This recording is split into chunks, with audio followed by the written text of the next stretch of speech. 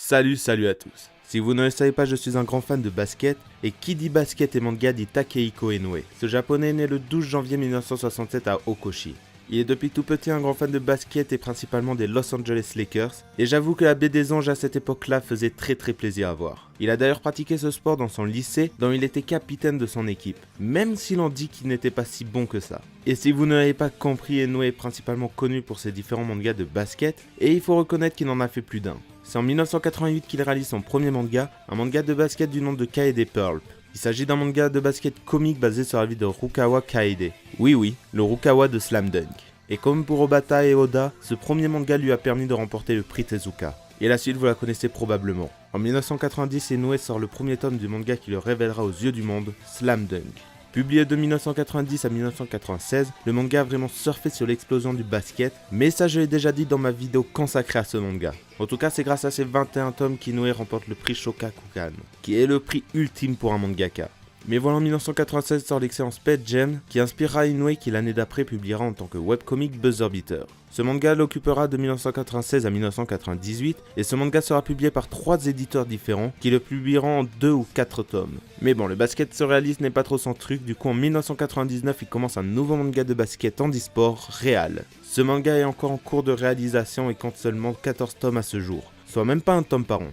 Mais si pour vous Inoue s'est contenté de faire des mangas de basket, eh ben vous avez tort. Et pour parler de ses autres mangas, retour en 1989, où il co-réalise avec Kazuhiko Watanabe The Chameleon Joel, une série finie en 2 tomes qui se passe loin des terrains de basket mais en prison. Mais ce n'est pas tout puisqu'il réalisera 5 one-shots dans les années 90, le premier étant Akakuzoki en 1990, suivi 2 ans après en 1992 par Babyface, avant de réaliser Hang Time en 1993, puis Person Henry en 1998, avant de finir cette décennie avec Tokeimon en 1999.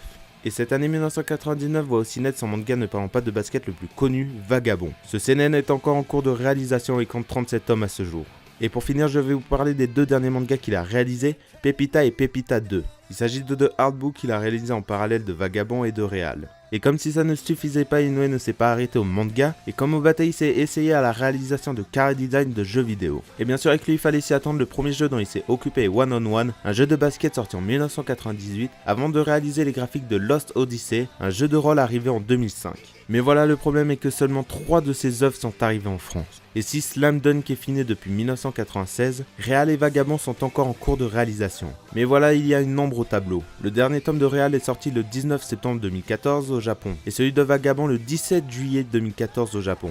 Cela fait donc plus de 2 ans qu'aucun manga signé Inoue n'a été publié, soit autant de temps qu'on attend une suite aux 2 mangas. Et si en 2016 une rumeur circulait disant qu'un nouveau tome de Vagabond était sur le point d'arriver, depuis rien. Pas la moindre information, les seules nouvelles que l'on a d'Inoue proviennent de son compte Twitter, où il donne régulièrement des signes de vie. Mais aucune information concernant Real ou Vagabond nous sont données. Est-il victime du syndrome de la page blanche? Souhaite-t-il se consacrer à d'autres projets? Puisque l'on sait qu'en 2016 il a donné une bourse à 2 japonais afin qu'ils étudient aux États-Unis dans une université possédant une équipe de basket de haut niveau. Est-il en dépression ou en a-t-il juste marre? Tant de questions auxquelles on aimerait avoir des réponses afin de comprendre pourquoi une telle absence. Et pourquoi ne pas nous avoir expliqué ce qui n'allait plus? Je ne sais pas si ça s'entend mais je suis vraiment triste de ne pas savoir la cause d'une telle absence. Car ni Inoue, ni Kana, ni Tonkan n'a donné la moindre information sur les raisons de cette pause. Et tout ça soulève une autre question. Y aura-t-il un jour une fin à Vagabond ou à Real? En tout cas, si je peux souhaiter quelque chose pour 2017, c'est bien le retour de Takehiko Inoue, de Vagabond et de Real. En attendant cette annonce, on se dit à la prochaine. Ciao.